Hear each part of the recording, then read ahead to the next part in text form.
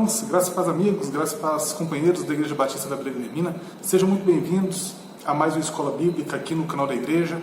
As nossas aulas estão disponíveis aqui nos cards e também estão disponíveis na nossa página no Facebook. Nós estamos estudando a carta do apóstolo Paulo aos Gálatas, mas antes de começarmos o texto de hoje, eu queria te convidar a participar das nossas outras atividades. Segunda, quarta e sexta, às 21 horas, vai ao ar na página do Facebook, no canal da Igreja, o programa Boa Noite com Jesus, o nosso programa de devocionais. Todo domingo, às 9h30 da manhã, temos culto público destinado ao pessoal do grupo de risco. E às 19h30 também, o nosso culto público, este destinado a todos os nossos irmãos e amigos que quiserem estar conosco, excetuando-se, obviamente, o pessoal do grupo de risco, tá bem? E também, terça-feira, 19h30, temos o nosso culto de oração, tá bem? Venha participar conosco, traga sua garrafinha d'água, temos disponibilizado o álcool também e o afastamento necessário das cadeiras, como tem sido exigido pelos órgãos de saúde. Vamos para o nosso texto? Vamos para a nossa aula de Gálatas? Antes de começarmos, eu queria te lembrar o que foi tratado na aula anterior. Nós entramos em uma sessão agora do livro, a partir do capítulo 3, em que o apóstolo Paulo começa a fazer a sua defesa teológica da salvação pela fé somente.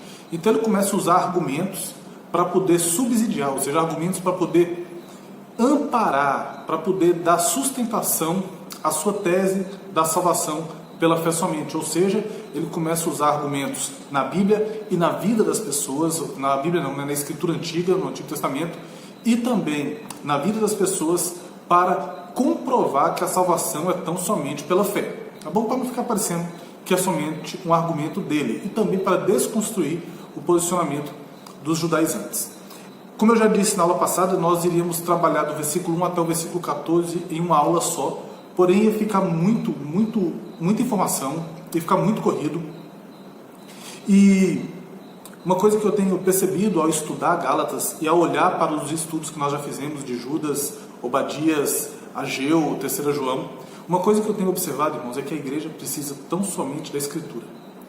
Os irmãos não fazem ideia do tanto de coisa que eu deixo fora desses estudos. A quantidade de informações culturais, a quantidade de informações exegéticas, que é o estudo diretamente no texto original, a quantidade de ilustrações e referências que nos trazem o texto. Muita coisa eu não cito, não falo, a gente não trabalha, justamente para que a aula não fique tão longa. Ou seja, se a gente pegar um versículo e destrinchar ele em toda a sua riqueza, dá para fazer uma aula com um único versículo. Como a irmã citou há um tempo atrás, se eu não me engano, foi na aula de Judas, versículo 1 e 2 de Judas, teve uma irmã que falou assim: o irmão podia ter ido mais devagar, porque há tanta coisa naqueles 2 versículos. Então a gente tem que ter essa perspectiva de que isso aqui é muito panorâmico, é muito superficial, diante de toda a riqueza que o texto bíblico tem a nos oferecer. Tá bem? Então hoje nós iremos fazer Gálatas capítulo 3, do versículo 6 até o versículo de número 14. Irmãos, podem ter certeza, está extremamente resumido e focado tão unicamente na ideia do apóstolo Paulo. Tá bom? Do versículo 1 até o versículo 5, nós vimos que o apóstolo Paulo ele usa a experiência de vida dos Gálatas, a experiência de conversão dos Gálatas, e partindo dela, ele mostra a salvação pela fé somente. Ele, partindo da experiência dos Gálatas, daquilo que eles viveram, ele mostra como que a graça é suficiente para a salvação do ser humano. Aqui ele trabalha de uma outra forma. Ele tira o seu foco da vida dos Gálatas e ele volta o seu foco para a vida de Abraão, o pai na fé, e para a Escritura Sagrada do Antigo Testamento. Isso é muito importante quando a gente fala de qualquer coisa relacionada à fé em Cristo para qualquer pessoa. Nós podemos usar exemplos na vida das pessoas? Podemos. Nós podemos usar o nosso exemplo de vida? Podemos. Mas nós nunca podemos fugir de usar o texto sagrado. A Bíblia tem que ser usada, assim como o apóstolo Paulo vai usar hoje, a Sagrada Escritura do Antigo Testamento, para validar o seu argumento. Vamos ler o texto? E depois nós iremos orar. Diz assim a palavra do Senhor: é o caso de Abraão, que creu em Deus, e isto lhe foi imputado para a justiça. Sabei, pois, que os da fé é que são filhos de Abraão. Ora, tendo a Escritura previsto que Deus justificaria pela fé os gentios, pré-anunciou o Evangelho a Abraão: em ti serão abençoados todos os povos, de modo que os da fé são abençoados como o crente Abraão. Todos quanto, pois, são das obras da lei, estão debaixo de maldição, porque está escrito: Maldito todo aquele que não permanece em todas as coisas escritas no livro da lei para praticá-las. E é evidente que pela lei ninguém é justificado diante de Deus, porque o justo viverá pela fé. Ora, a lei não procede de fé, mas aquele que observar os seus preceitos, por eles viverá. Cristo nos resgatou da maldição da lei, fazendo-se Ele próprio maldição em nosso lugar, porque está escrito: maldito todo aquele que for pendurado em madeiro. Para que a bênção de Abraão chegasse aos gentios em Jesus Cristo, a fim de que recebêssemos, pela fé, o Espírito prometido. Feche seus olhos, vamos orar. Senhor meu Deus, muito obrigado, ó Pai, mais uma vez pela Tua Santa Palavra. Que o Senhor venha, ó Pai, neste momento, através do Teu Santo Espírito, falar o meu coração, falar o coração dos meus irmãos e amigos que nos ouvem nessa manhã.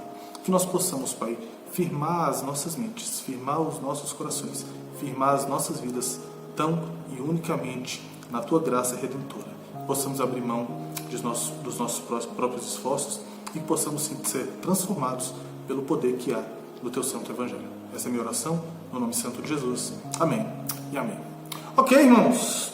Gálatas 3, de 6 a 14, a experiência de Abraão e o testemunho da Escritura. Após Paulo mostrar a experiência dos Gálatas, ele faz o que eu acabei de falar com os irmãos antes da oração. Ele se volta para a Escritura. Ele fala: ok, vocês viveram, mas peraí, vamos ver o que a Bíblia tem a dizer sobre isso. Isso é muito importante também quando a gente escuta pessoas contando experiências espirituais delas, tá? Às vezes a pessoa chega, te conta experiências e fala: ok, legal, o que a Bíblia diz sobre a tua experiência. E antes de começar a aula, eu já quero deixar claro, irmãos, se alguém chega para você com experiência que não tem subsídio bíblico, aquela pessoa tem que descartar aquela experiência e ficar com a Bíblia. Se você viveu uma experiência que está fora do parâmetro bíblico, você tem que descartar a sua experiência e ficar tão somente com o que a Escritura diz. A Bíblia é a verdade, não o que nós vivemos e não os nossos sentimentos, não as nossas experiências, mas tão somente a palavra de Deus. O texto, no versículo 6, diz que é o caso de Abraão, que creu em Deus e isso lhe foi imputado por justiça. Antes de começarmos a pensar mais profundamente, eu já queria abrir com os irmãos Gênesis capítulo 15, versículo de número 6, tá bem? Gênesis 15, 6. Diz assim: ele creu no Senhor e isso lhe foi imputado para a justiça. Ele creu. Abraão não fez nada, ele creu. E isso aqui, no contexto que o apóstolo Paulo está falando, os irmãos lembram das outras aulas dos judaizantes que falavam que tinha que circuncidar? Isso aqui, no contexto do que o apóstolo Paulo está ensinando, irmãos, é muito sério. E ele desconstrói totalmente o argumento dos judaizantes. Por quê? Os judaizantes falavam: você tem que se circuncidar para ser salvo. O apóstolo Paulo pega e joga em Abraão, que teve justiça imputada, que foi considerado justo, simplesmente por crer. E o mais legal é que o capítulo 15 de Gênesis está antes do capítulo 17. O que parece óbvio, né? Mas por que é importante isso? Porque é no capítulo 17 que é instituída a circuncisão. Portanto, a circuncisão não tem valor nenhum para a salvação. Quando o apóstolo Paulo dá esse versículo 6, ele desconstrói totalmente o argumento dos judaizantes de que a pessoa tinha que se circuncidar para ser salvo. Tá bem? O que mais a gente tem aqui no capítulo 6? No versículo 6. O versículo 6 nos traz mais uma informação. Isso lhe foi imputado para a justiça. O que é imputado, irmãos? Imputação é quando algo é nomeado à pessoa, ou algo é posto, algo é considerado à pessoa, né? Por exemplo, a gente vê isso muito com crimes, né? A culpa lhe foi imputada pelo crime, ou seja, a culpa foi colocada sobre aquela pessoa por aquele crime. Quando a gente olha aqui, o que está sendo... o fato de crer torna Abraão justo diante de Deus. Abraão crê nas promessas de Deus, e isso o torna justo. Por quê? Porque Abraão confia na promessa. Ele confia na promessa como vários e vários outros personagens do Antigo Testamento confiaram na promessa. Tá? Ele creu nas promessas, ele é posto como justo diante de Deus simplesmente por crer. A circuncisão vem lá na frente, a circuncisão vem depois, como um ato de obediência. Tá bom? Versículo 7. Sabeis, pois, que os da fé é que são filhos de Abraão. Aqui Paulo está apontando diretamente para João 8,39. Vamos lá. João 8,39. 39. Diz assim a palavra do Senhor. Então lhe responderam, nosso pai é Abraão. Isso aqui são os fariseus falando com Jesus. Então lhe responderam, nosso pai é Abraão. Disse-lhes Jesus, se sois filhos de Abraão, praticai as obras de Abraão. Mais uma vez o apóstolo Paulo dá mais um chega para lá nos judaizantes. O primeiro chega para lá foi, olha, Abraão não precisou circuncidar para ser salvo. Ele foi justificado pela fé. Ele creu e isso lhe foi posto como justiça. A segunda que ele fala aqui é o seguinte, quem é filho de Abraão é quem crê, sabei, pois, que os da fé que são filhos de Abraão. E Jesus está falando o quê? Se vocês são filhos de Abraão, pratiquem as obras dele. Ou seja, se você se diz filho de Abraão, creia. Se você se diz filho de Abraão, acredite. Se você se entende como parte dessa grande comunidade espiritual que veio da semente de Abraão, que é mais numerosa que as estrelas do mar, creia. Assim como Abraão creu na promessa, isso inclui crer também no Messias que havia de vir. Abraão creu, embutido nas suas promessas, no Cristo que viria. Assim como nós cremos hoje no Cristo que já veio. Irmãos, é tão legal isso aqui, porque com 2 versículos, versículo 6 e versículo 7, o apóstolo Paulo desconstrói todo o argumento dos judaizantes. Com 2 versículos, ele desconstrói tudo. Porque ele fala, primeiro, o pai de vocês, que vocês dizem seu pai da fé, ele foi justificado antes da circuncisão. Pum, já destruiu a necessidade da circuncisão para a salvação. E segundo, se vocês estão acreditando na circuncisão, vocês não estão acreditando como Abraão creu nas promessas. Logo, vocês creem em algo diferente do que Abraão crê. Logo, vocês não são filhos de Abraão, porque vocês não são filhos pela fé. Os irmãos entenderam a estrutura? 2 coisinhas. É crer como Abraão e crer como Abraão. É crer como Abraão, como símbolo de ser filho na fé dele, e crer como Abraão, entendendo que não há necessidade da circuncisão para a salvação de ninguém. Tá? Em 2 versos cai por terra a fé na circuncisão e a fé na descendência física. Você é filho de Abraão, independente de você ser judeu ou não. Você é filho de Abraão porque você crê na mesma promessa do Messias que Abraão acreditou. Tá bom? Vamos lá. Versículo 8, irmãos. Ora, tendo a Escritura previsto que Deus justificaria pela fé os gentios.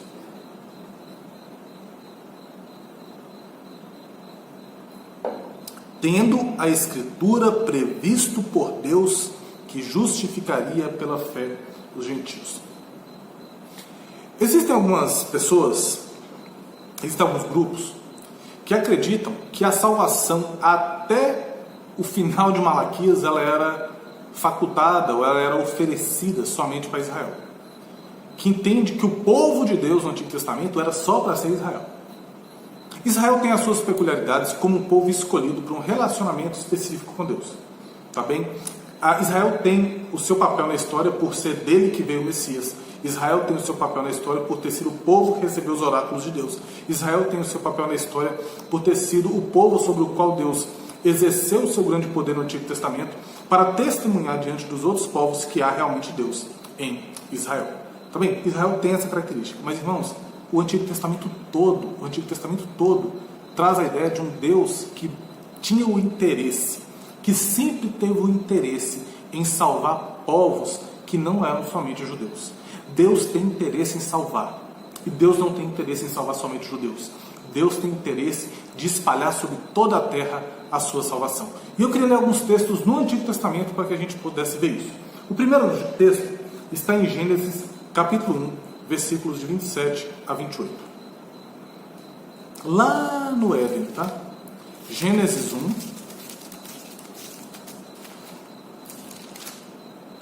vinte e 28. Criou Deus, pois, o homem à sua imagem. A imagem de Deus o criou. Homem e mulher os criou. E Deus os abençoou e lhes disse: sede fecundos, multiplicai-vos, enchei a terra e sujeitai-a. Dominai sobre os peixes do mar, sobre as aves do céu e sobre todo animal que rasteja pela terra. Alberto, o que isso tem a ver? Irmãos, quando Deus cria o homem, Ele coloca o homem no jardim, Ele coloca o homem num lugar de delícias, num lugar de relacionamento profundo com Deus. Né? Pense o jardim do Éden como um templo, onde Deus se encontrava com o homem, onde Deus se encontrava com a mulher, onde Deus se encontrava com o homem, onde Deus se encontrava com a mulher, onde o homem se encontrava com a criação. Pense nesse lugar, tá bem? Se não houvesse a entrada do pecado, Deus dá uma ordem para que se multiplicasse o homem. Então, aquela imagem de perfeição que Deus colocou no primeiro homem, ela seria multiplicada e passada para todos os povos que descenderiam do nosso ancestral primário. Ou seja, de todos os povos que viessem da semente de Adão, para todos os povos que viessem da semente de Adão, haveria aquele relacionamento perfeito do Éden. Porém, não foi o que aconteceu. Então, a primeira coisa que a gente vê, Deus tinha interesse que a imagem dele, que estava colocada no homem, fosse multiplicada para todos os povos da terra. Então, multiplique Adão, encha Adão a terra, replique a minha imagem que eu coloquei em você sobre toda a terra, para todos os povos. Outro texto, Êxodo, capítulo 9, versículo 16. Os irmãos estão olhando que eu sempre olho para cá porque eu estou com a tela aqui com os nossos versículos, tá bom? Êxodo 9, 16. Isso mesmo, irmãos. Êxodo 9, 16. Mas deveras, para isso te hei mantido, a fim de mostrar-te o meu poder, e para que seja o meu nome anunciado para Israel? Não, para que seja o meu nome anunciado em toda a terra. Deus tinha interesse que toda a humanidade conhecesse o seu nome. Por isso que o texto de Gálatas, capítulo 3, versículo 8, diz: ora, tendo a Escritura previsto que Deus justificaria pela fé os gentios. Adão multiplicando para todos os povos, Moisés fazendo o nome de Deus conhecido a todos os povos. E agora a gente chega a uma série de textos em Isaías, tá bem?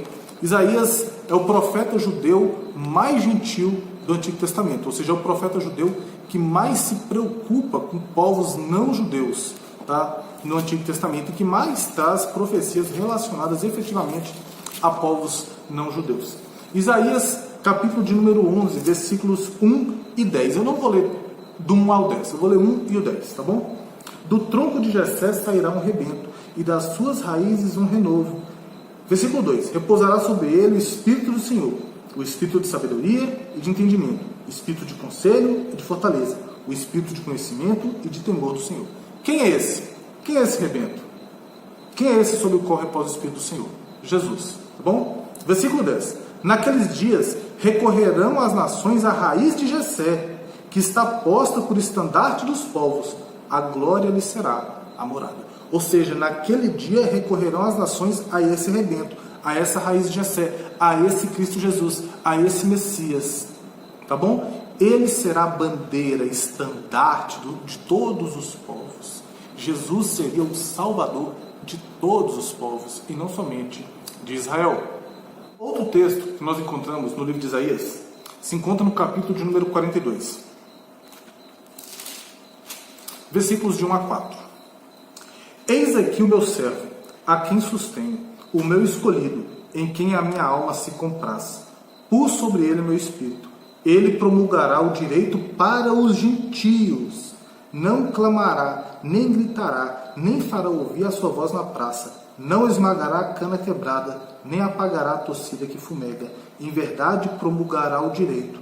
Não desanimará, nem se quebrará, até que ponha na terra o direito. E as terras do mar aguardarão a sua doutrina.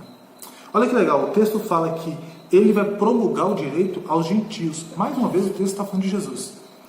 As terras do mar aguardarão sua doutrina. Mais uma vez está falando dos gentios. Fala dos gentios duas vezes. Jesus levando aos gentios. Cristo aos gentios. Deus indo de encontro aos gentios. Deus indo de encontro a mim e a você. Tem algo bem interessante nesse texto de Isaías 42. Eu acho que não tem nada a ver relacionado com a nossa aula, mas é importante para você. É importante para mim. Porque uma coisa que eu conversei essa semana com os alunos do Seminário Teológico Batista, aqui do norte de Minas, é que nós temos que tomar muito cuidado para que os nossos estudos não fiquem secos, para que os nossos estudos não se tornem áridos e se tornem apenas informação. Tem que ter piedade no estudo. Quando a gente olha para isso aqui, o versículo 3 diz assim, que Jesus não esmagará a cana quebrada, nem apagará a torcida que fumega, em verdade promulgará o direito. Sabe o que quer dizer isso, irmãos? Quando alguém está quebrado, quando alguém está machucado, Jesus não termina de pisar. Quando você está quase apagando o fogo, sabe quando o pavio da vela se apaga e fica só aquela brasinha e aquela fumaça branca saindo? Quando você está daquele jeito, quase apagando, Jesus não vai te apagar. Ele não vai chegar a apagar. Pelo contrário, Ele quer emendar a cana quebrada. Ele quer reacender o pavio da tua vida. Ele quer reacender o Espírito em você. Ele quer consertar a cana quebrada, consertar você, consertar a sua vida, te reavivar, te reanimar. Esse é o interesse de Jesus. Jesus não tem interesse em destruir ninguém. Tá bem? Isso é importante. Não tem nada a ver com o nosso estudo, mas eu precisava falar isso, porque é o que o texto de Isaías está nos falando. Tá bom? Onde mais a gente vê a salvação no Antigo Testamento aos judeus, aos gentios? Ainda no livro de Isaías. Isaías 49, 6. Diz assim a palavra do Senhor: sim, diz ele, pouco é seres meu servo, para restaurar-lhes as tribos de Jacó e tornar-lhes a trazer os remanescentes de Israel. Também te dei como luz para os gentios. Só Israel é pouco. Deus não tem interesse só em Israel. É pouco só você ser meu servo para restaurar as tribos de Jacó. É pouco. Eu também te dei como luz aos gentios, para ser a minha salvação até a extremidade da terra. Irmãos, Gálatas, versículo 8. Ora, tendo a Escritura previsto que Deus justificaria pela fé os gentios. A palavra de Deus, o nome de Deus tinha que ser levado aos gentios. Tinha esse interesse de Deus. Deus quer ser conhecido pela humanidade. E por último, Isaías 65, 1. Podem ficar tranquilos, não vai ter outra sequência de versículos dessa no estudo, tá, irmãos? Fui buscado pelos que não perguntavam por mim. Fui achado por aqueles que não me buscavam. Há um povo que não se chamava do meu nome. Lembra que o nome do Senhor estava sobre Israel? Agora um povo que não tinha o nome de Deus. Eu disse, eis-me aqui, eis-me aqui. Deus se apresenta ao povo. Deus vai atrás. Deus quer salvar. O maior interesse de Deus é salvar. O maior interesse de Deus é consertar vidas, é reconciliar vidas. Esse é o negócio de Deus. Tá bem? Então, a gente viu aqui no versículo 8, que agora o apóstolo Paulo ele fala um pouco de Abraão e agora ele volta para o texto da Escritura, prevendo que Deus justificaria pela fé aos gentios. E aí ele continua, que Deus pré-anunciou o Evangelho a Abraão. 2 pontos. Em ti serão abençoados todos os povos. Pré-anunciou o Evangelho. Essa promessa, irmãos, está lá em Gênesis, capítulo de número 12, versículo de número 3. Não, minto, irmãos. Gênesis 12, 3. Diz assim: abençoarei os que te abençoarem, amaldiçoarei os que te amaldiçoarem. Em ti serão benditas todas as famílias da terra. Assim como existe o erro que eu já disse, das pessoas acharem que até o final de Malaquias era só para judeu, e a partir de Mateus 1 até o final da Bíblia é o Evangelho, também, assim como existia esse erro de achar que até Malaquias a salvação era só para os judeus, existe outro erro, que é achar que de Mateus até o final é o Evangelho. O Evangelho não é de Mateus a Apocalipse. Irmãos, o Evangelho tem toda a Escritura. Lembra o conceito de Evangelho, que eu acho que a gente trabalhou em Judas? O conceito de Evangelho é Deus buscando o homem através de Cristo Jesus e esperando deste uma resposta. Isso é o Evangelho. Então tem Deus, o homem peca contra Deus e isso causa separação. Deus busca o homem em Cristo e espera que esse homem dê uma resposta de fé e arrependimento. A promessa de Gênesis 12, 3. É um erro acharmos que o Evangelho é algo somente no Novo Testamento. A salvação pela fé no sacrifício do outro. E imputar os benefícios desse sacrifício naquela pessoa aparece desde o Éden. Lembra que Abraão creu e isso foi imputado por justiça? O que é o Evangelho? Alguém fez algo por mim, eu creio nesse alguém e os benefícios dessa ação que ele fez são colocados em mim, são imputados em mim. A justiça de Jesus é colocada em mim à medida que os meus pecados são colocados em Jesus. Jesus é feito maldição por mim à medida que eu sou feito bendito em Deus através da fé em Cristo Jesus. Ah, Alberto, mas onde é que isso aparece lá no Antigo Testamento? Vamos lá. Gênesis 3, 21. Mais uma vez, voltamos lá no Éden. Gênesis 3, aquilo que é conhecido como o capítulo mais triste de toda a Sagrada Escritura. Porque é quando entra o pecado no mundo. O homem peca, a mulher peca, e eles vão e cosem folhas e se vestem com essas folhas. Porém, Deus dá todas as punições para eles e Deus vai e age de forma graciosa com eles. Vamos lá. Versículo 21 do capítulo 3 de Gênesis. Fez o Senhor Deus vestimenta de pele para Adão e sua mulher e os vestiu. Isso é evangelho. Por quê? Quem errou foi Adão e Eva. Quem pecou foi Adão e Eva. Houve separação entre Deus e o homem. Deus vai atrás do homem. E aqui alguém morre. Um bichinho morreu. O Senhor fez o Senhor Deus vestimentas de peles para Adão e Eva. Um bichinho morreu. Então o sacrifício, o benefício do sacrifício desse bichinho é imputado em Adão e Eva. Os irmãos entenderam o que é evangelho? Adão e Eva não fizeram nada, eles só pecaram. Mas Deus é gracioso, Deus vai atrás deles, Deus conversa com eles, Deus mostra o pecado deles, mas Deus não pega eles e os põe nus para fora do jardim. Não, Deus pega e sacrifica alguém. Alguém morre para cobrir a vergonha de Adão e Eva. Mais uma coisa que não está no nosso estudo, mas que esse texto ensina. Se você tem andado com seus pecados e tem tentado cobrir eles através das suas boas obras, você está em sérios problemas, porque as suas obras são passageiras como folhas cozidas de figueira que Adão e Eva cozeram lá no Éden. As suas obras são passageiras, não têm efeito para cobrir a vergonha do seu pecado. Alguém tem que morrer, e somente o derramamento de sangue cobre a vergonha do seu pecado, como cobriu aqui. Isso é evangelho. Evangelho é a Bíblia toda, irmãos. Salvação no Antigo Testamento era para judeu e gentil. Salvação no Novo Testamento é para judeu e gentil. Evangelho há no Novo Testamento. Evangelho há no Antigo Testamento. Tá bom? Versículo 9. De modo que os da fé são abençoados com o crente Abraão. Abraão creu na promessa de Deus de que teria uma descendência e nós somos salvos a crer ao crermos nesse mesmo Deus que promete o Messias. Irmãos, o Deus que prometeu uma descendência a Abraão e dessa descendência viria o Messias, é o mesmo Deus que prometeu o Messias para nós. E é o mesmo Deus que mandou o Messias para nós. E é o mesmo Deus que te convida hoje a crer no Evangelho dele. Então, nós somos abençoados com o crente Abraão. Porque Abraão creu. Deus fez dele uma grande nação. Porque Abraão creu. Deus trouxe o Messias da linhagem dele. Porque Abraão creu. Deus tem multiplicado a descendência espiritual de Abraão. Então, nós somos filhos de Abraão. Nós somos abençoados em Abraão. Ele creu. Irmãos, os irmãos conseguem entender a grandiosidade disso? Um homem creu. Deus desse homem fez uma descendência carnal. Dessa descendência carnal veio o Messias, de forma que todos os que têm a mesma fé que esse homem, primeiro homem teve em Deus, tendo essa fé direcionada ao Messias, são abençoados e justificados em Deus.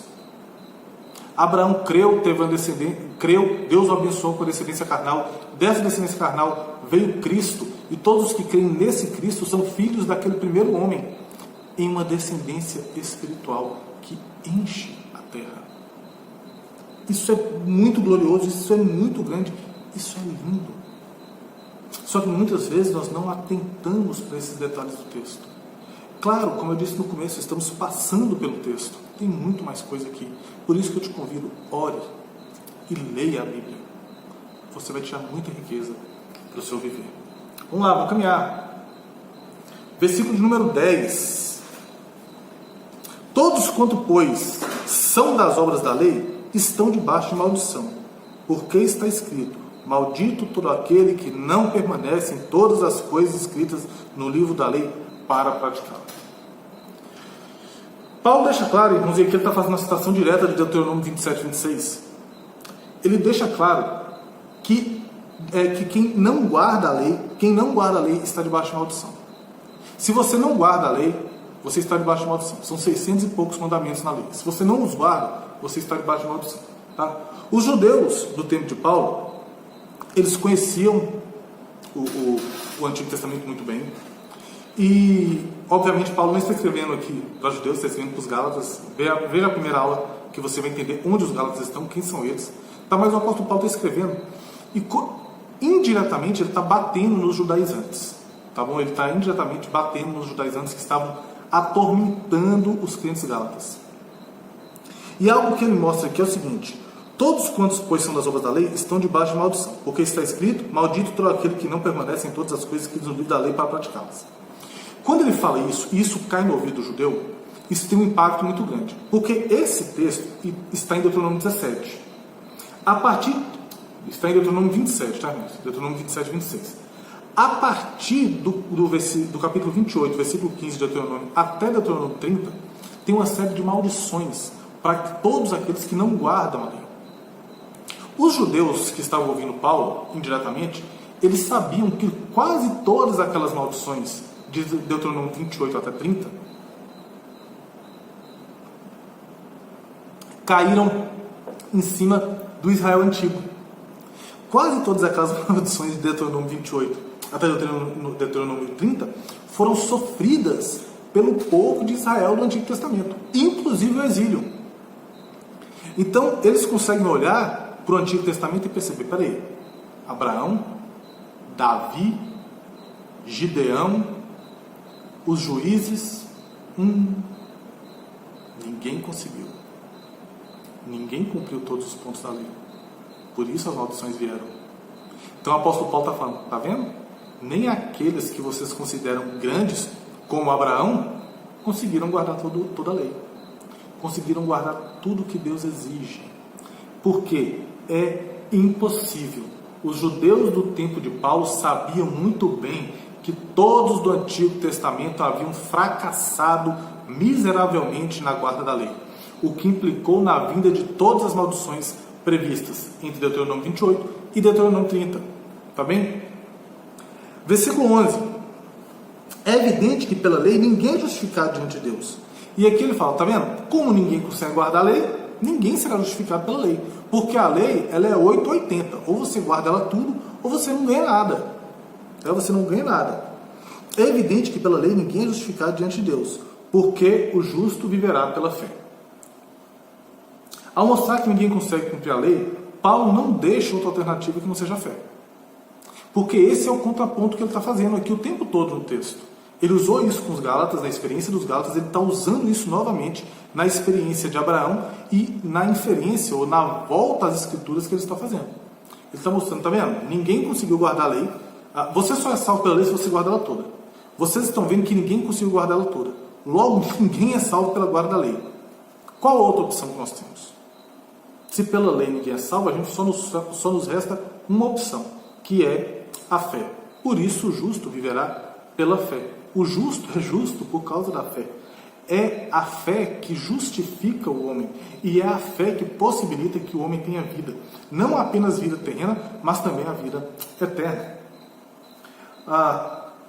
E isso serve tanto para os Gálatas quanto para os crentes do Antigo Testamento. Essa citação, o justo viverá pela fé, ela aparece em Romanos capítulo 1, versículo 16 e 17.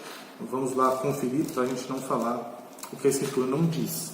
Romanos capítulo 1, versículo 16 e 17. Pois não me envergonho do Evangelho, porque é o poder de Deus para a salvação de todo aquele que crê, primeiro do judeu e também do grego. Visto que a justiça de Deus se revela no Evangelho de fé em fé, como está escrito: o justo viverá pela fé. O apóstolo Paulo aqui está referenciando, não ele mesmo, em Gálatas, quando ele fala do versículo 11, o justo viverá pela fé, ele não está referenciando ele mesmo em Romanos, pelo contrário, ele está referenciando lá em Abacuque 2,4. Tá bom, irmãos? E aí eu queria dar alguns exemplos de como é que o justo vive pela fé no Antigo Testamento, olhando para um texto do Novo Testamento. Vamos lá, Hebreus capítulo 11. Texto muito conhecido, a nossa chamada Galeria dos Heróis da Fé. Hebreus 11, 4. A gente vai ler o 4, o 5, o 7, o 8 e o 9 e o 13. Tá? Versículo 4. Pela fé, Abel ofereceu a Deus mais excelente sacrifício do que Caim, pelo qual obteve testemunho de ser justo, tendo a aprovação de Deus quanto às suas ofertas. Por meio dela, também o mesmo depois de morto ainda fala. Versículo 5.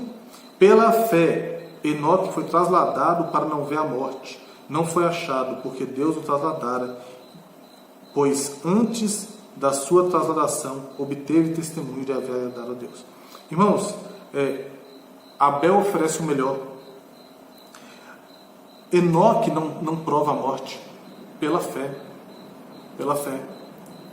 Tá bom? Versículo 7. Pela fé, Noé, divinamente instruído acerca dos acontecimentos que ainda não se viam, e sendo temente a Deus, aparelhou uma arca para a salvação da sua casa, pela qual condenou o mundo e se tornou herdeiro da justiça que vem da fé. Ele creu, e o mais legal de Enoque é que outras pessoas foram salvas pela fé de Enoque. Ele creu e a sua fé influenciou a sua família. Ele creu e a sua fé salvou a sua família.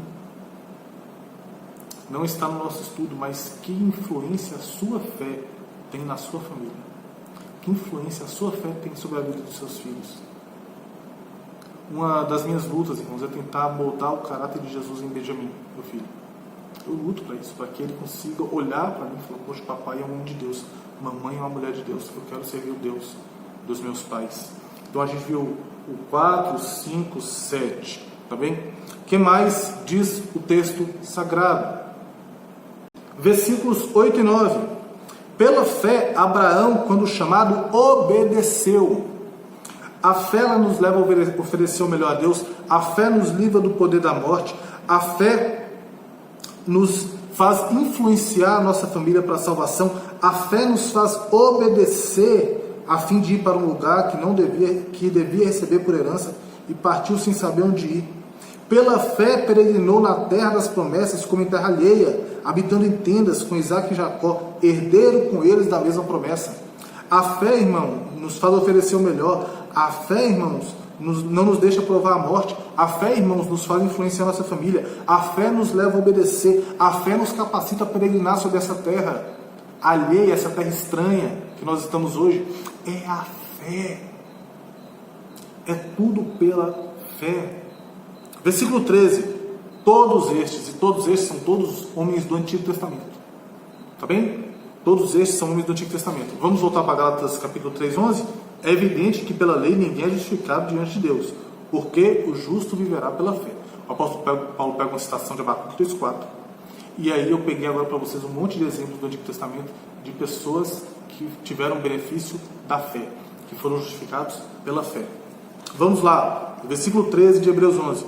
Todos estes morreram na fé, sem ter obtido as promessas, vendo-as porém de longe, e saudando-as e confessando que eram estrangeiros e peregrinos sobre a terra.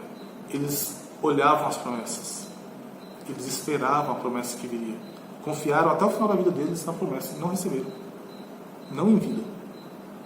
Nós não precisamos aguardar essa promessa já nos foi dada em Cristo Jesus. Ele já veio e nós devemos crer tão somente nele. Versículo 12. Ora, a lei não procede da fé, mas aquele que observar seus preceitos, por eles viverá. Irmãos, Paulo não está atacando a lei aqui, tá? É um texto que parece que Paulo está atacando a lei, que Paulo está sendo, uma coisa que a gente falou lá na primeira aula de Gálatas, né? Antinominiano, nem indo contra a lei. Não é isso. Tá? Até mesmo porque outros textos, como por exemplo, Romanos 7,12. Romanos 7,12, o apóstolo Paulo diz assim, ó: por conseguinte, a lei é santa, o mandamento é santo, justo e bom. E em 1 Timóteo 1,8,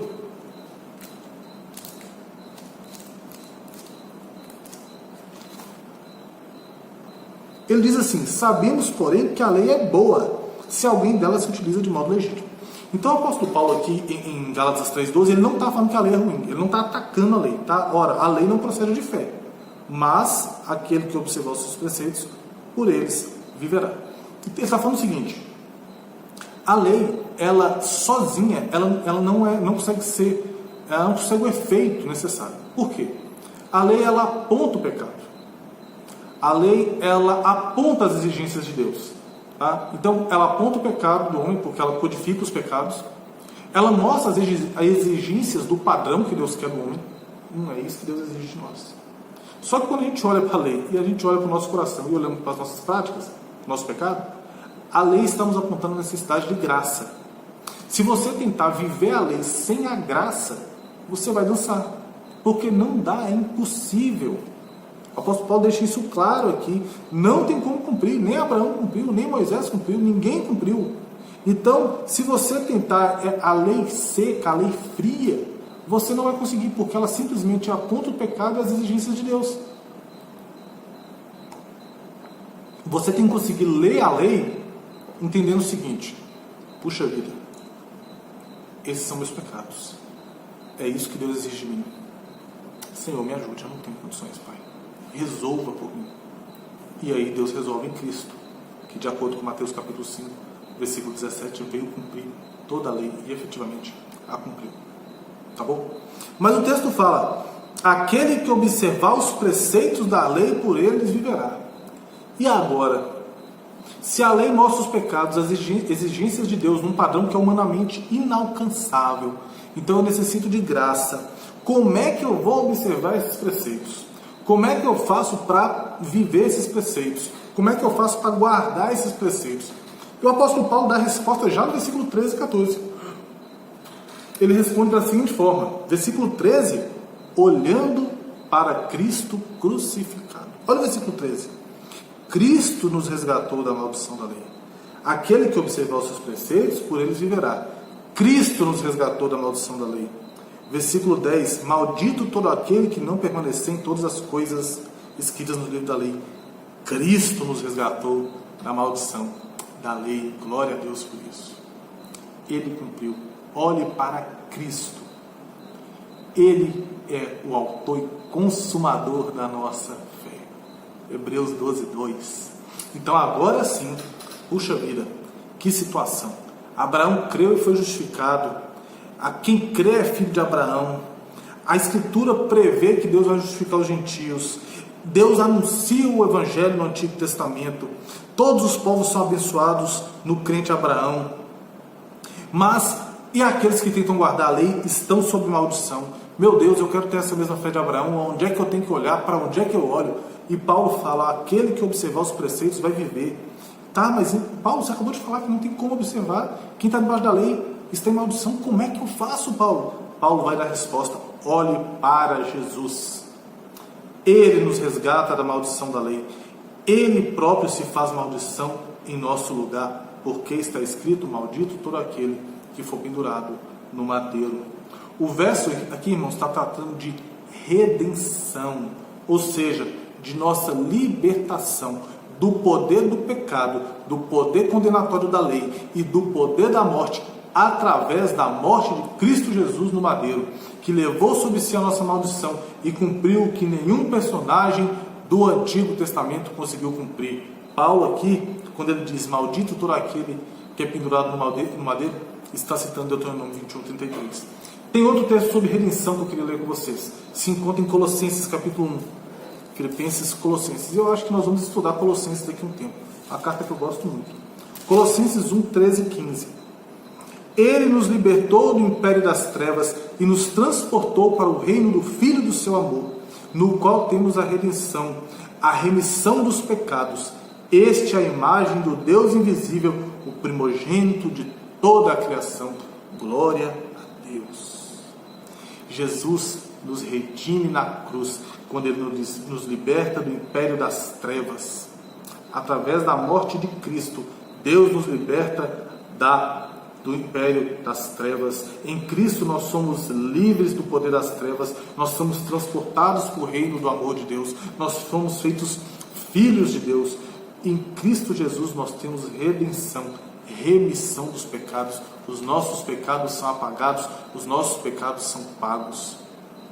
E é muito legal a ideia de redenção, que é tirar do cativeiro. Jesus não apenas nos tira do cativeiro, Ele destrói totalmente o cativeiro e nos coloca em um novo reino de alegria e paz. Tá? Que Ele leva sobre si a nossa maldição. Cristo nos resgata da maldição da lei, fazendo-se Ele próprio maldição. Jesus toma o nosso lugar. Isso é o que a gente chama na teologia de morte substitutiva de Jesus. É quando você olha para o madeiro e fala: era eu que tinha que estar lá, mas você não está lá, Jesus está lá. E aí nós chegamos no versículo 14. Jesus, o 13 e o 14 formam uma unidade. Está bom, irmãos? Cristo nos resgatou da maldição da lei, fazendo-se Ele próprio maldição em nosso lugar, porque está escrito: maldito todo aquele que for pendurado em madeiro. Para que a bênção de Abraão chegasse aos gentios em Jesus Cristo, a fim de que recebêssemos pela fé o Espírito prometido. Ou seja, Jesus morre, então ele cumpre toda a promessa dada a Abraão. E aí a bênção de Abraão chega até os gentios. Porque aí aquelas pessoas que não tinham lei, agora têm a lei toda perfeitamente cumprida em Cristo. Você que é brasileiro, que era impossível para você ter acesso a toda aquela lei se mostra para você agora pendurada no madeiro. Todas as letras da lei pingam no chão, ao pé da cruz, no sangue do Cordeiro. Então, a bênção de Abraão chega até os gentios em Jesus. A bênção não chega em nós em Abraão. A bênção não chega em nós em Moisés. A bênção chega em nós em Jesus. Porque ele foi capaz de cumprir toda a lei, para que os benefícios da lei fossem aplicados à nossa vida, e a redenção, e a justificação, e a justiça de Deus fosse colocada em nosso viver. Com um propósito aí, a fim de que recebêssemos pela fé, receber pela fé o Espírito prometido. A gente tratou isso na aula passada, que é, quando você crê em Jesus, a bênção chega até você, você é salvo, então você recebe o Espírito Santo da promessa, que é o penhor do nosso resgate, até que ele venha. Tá bem? E aí, irmãos, nós chegamos ao final da nossa aula de hoje. Como eu disse no começo, é muita coisa no texto, tem muito detalhe, nós não trabalhamos tudo. Às vezes eu me sinto mal de não trabalhar tudo no texto, mas eu sei também que se a gente fizer tudo que tem aqui, vai dar uma congestão espiritual na gente, mas eu espero que você tenha sido edificado, tá bom? Não foi uma aula que eu tive dificuldades para montar, tem que linkar muito o Antigo e o Novo Testamento.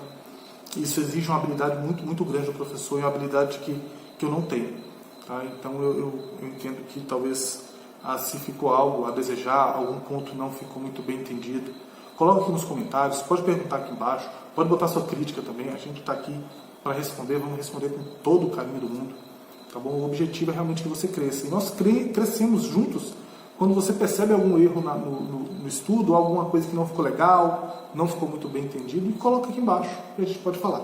Então eu espero que você cresça realmente com esse estudo, que Deus use a sua mente, o seu coração, para que você possa continuar entendendo isso. Vimos o que Paulo fez aqui. Paulo trabalhou de uma forma muito legal no capítulo 3, do versículo 1 até o nosso versículo 14. Primeiramente, ele mostra a experiência, o que Jesus fez na vida daquelas pessoas. Depois ele pega e fala agora, olha o que a Escritura diz sobre a salvação. Olhe como a salvação foi para vocês na vida, o que vocês experimentaram. Mas também olhe o que a Escritura diz. Esse é o grande recado que eu quero deixar para vocês hoje. Vivam pautados no que a Escritura diz. Se a experiência de vocês foi como a dos Gálatas, que é uma experiência bíblica, amém, irmãos, viva ela, proclame ela, fale o que Jesus fez em você, através de você e por você. Mas nunca, em nenhum momento, deixe de usar a Sagrada Escritura. Ela é a verdade. Paulo foi nela para mostrar que a justificação é pela fé somente. Chegamos ao final da nossa aula de hoje. Espero que você tenha realmente sido edificado. Eu fui edificado apesar das dificuldades grandes que o texto de Gálatas 3, de 6 a 14, apresentou para mim. Vamos fechar os nossos olhos, vamos orar, vamos falar com Deus mais uma vez? Vamos pedir para Ele nos guardar? Senhor Deus, muito obrigado, ó Pai, por este momento. Muito obrigado, ó Pai, pela oportunidade de estudar a sua Santa Palavra. Obrigado, ó Deus, por entendermos que Abraão foi justificado tão somente pela fé e não por nada que ele fez. A circuncisão, que muitos achavam que era essencial para a salvação, ó Pai, só veio depois do crente Abraão.